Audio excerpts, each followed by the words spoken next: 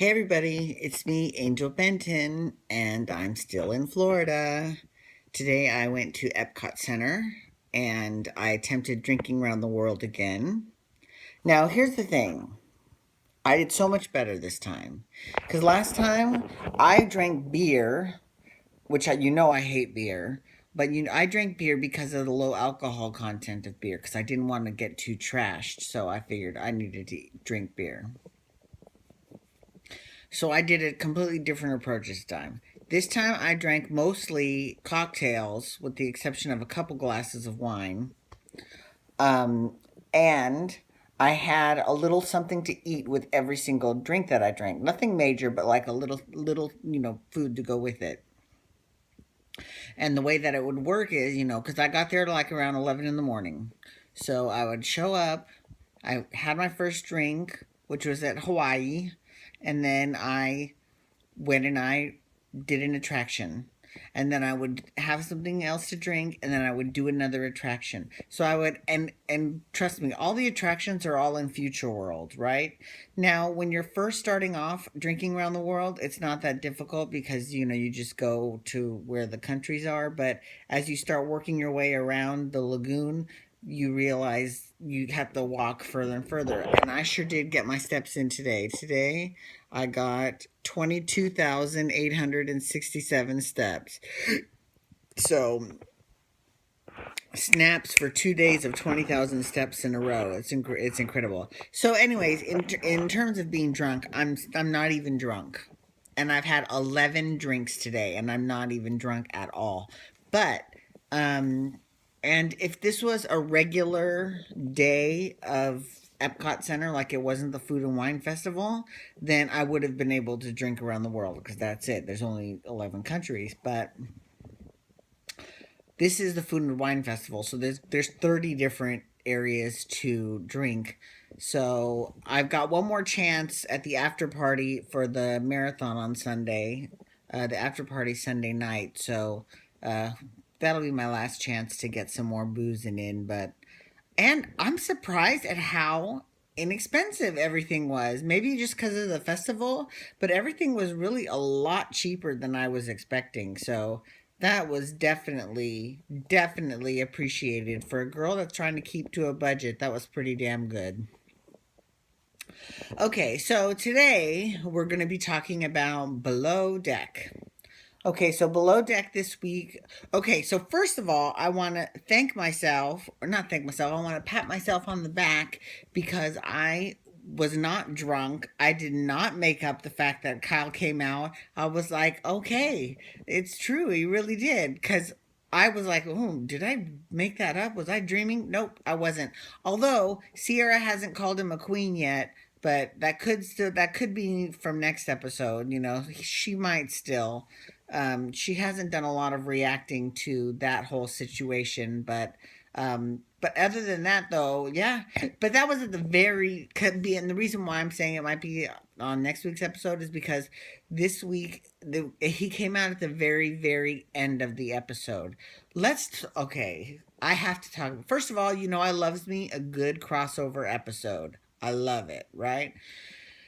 And this was kind of like a People's Couch crossover because the three gay boys from the People's Couch, Emerson, Blake, and Scott, came onto the cruise as guests with these ladies that were psychic, that were way the fuck off. Like, I mean, they tried reading Captain Lee and they were way off. They tried reading Emily, way off. I mean, it was really kind of funny because at least Allison. Okay, I'm going to throw it back now to Real Housewives of Beverly Hills season 1. Allison Dubois, who was the basis of the TV show Medium, with the electronic cigarette. If I ever got my hands on an electronic cigarette, I swear to God, I would be doing impressions of her all day long till the cows come home.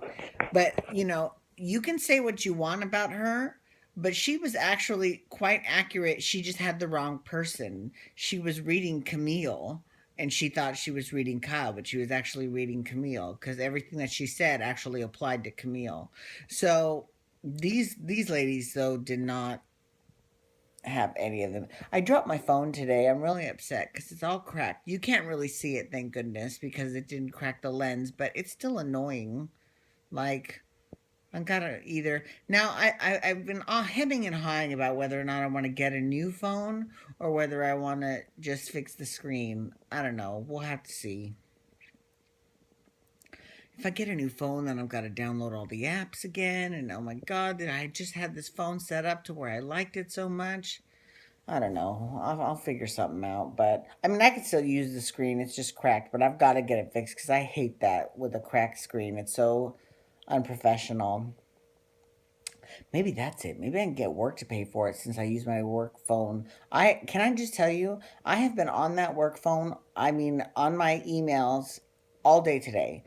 Every hour. That was another that thing that I did after I rode my attraction or saw the show or whatever. I would have my drink, then I would and my food, and then I would go to an attraction, and then I would check my email. And I had to answer emails a couple times today. And you know what? It's fine. That's fine. It is what it is.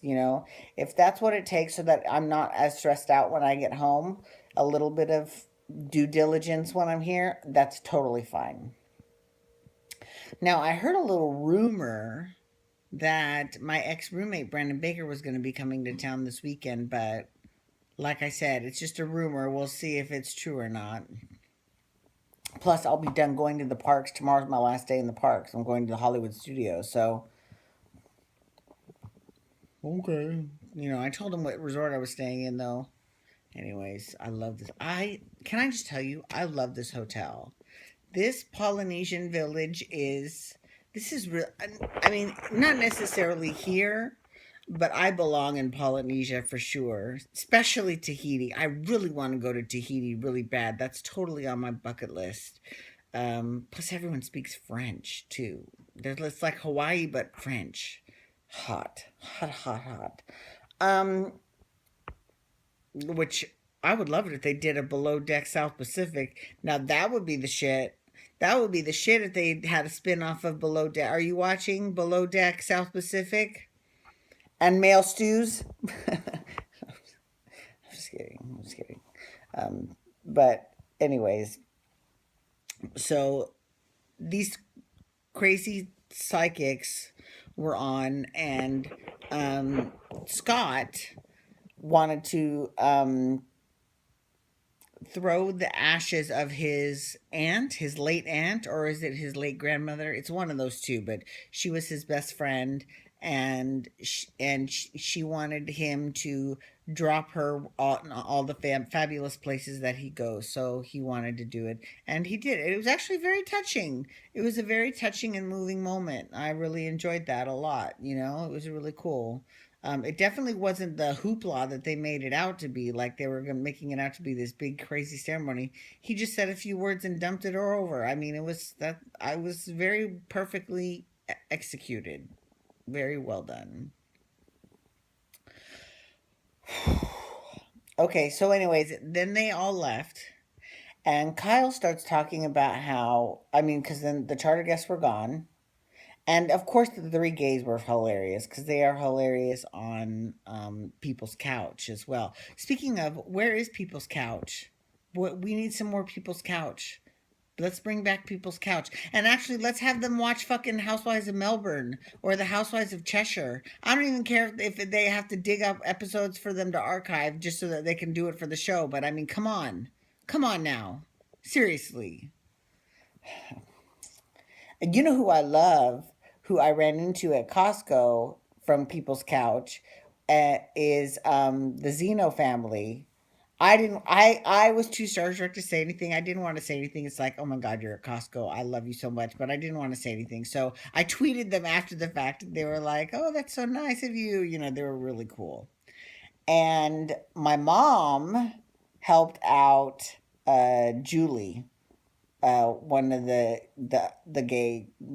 Well, I don't think that Brandy, her friend, is lesbian though. I think Julie's a lesbian, but I don't think that Brandy is. I could be wrong, but I definitely think Julie's a lesbian because she said she's a lesbian many times. And my mom helped her, and she said she was very funny helping her. That was back when my mom used to work at Home Depot. She doesn't work there anymore.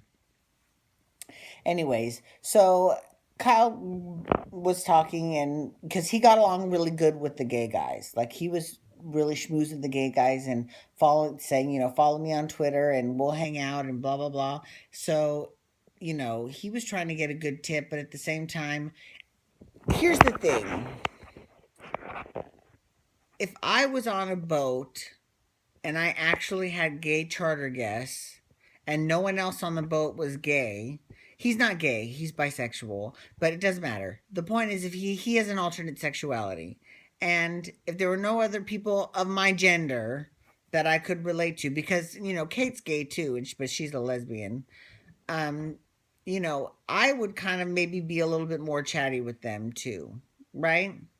But Captain Lee was not having it. Captain Lee is just, he's just been real grumpy lately. He's kind of giving me Len from Dancing with the Stars, Dancing for Relevancy, right? Anyways, thank you so much for logging on today. So, anyways, Kyle played some videos, and then he's like, "Yeah, that's how I came out to my dad." I said, "Dad, I think I'm bi," but really, and here's the thing. I really hope I don't go over too much with this, but he is going to be so popular with the transgendered community because I know he's got a beautiful girlfriend named Ashley, but he talks about how he has a transgendered girlfriend and he enjoys transgender and he prefers transgendered. So move over, Jason Carter. There is a new transsexual magnet in town. His name is Kyle Adam Dixon. You better be careful because your Twitter's gonna blow up. Anyways, okay, thank you for watching. Have a wonderful day. I'll talk to you tomorrow about Days of Our Lives. Wubba wubba wubba.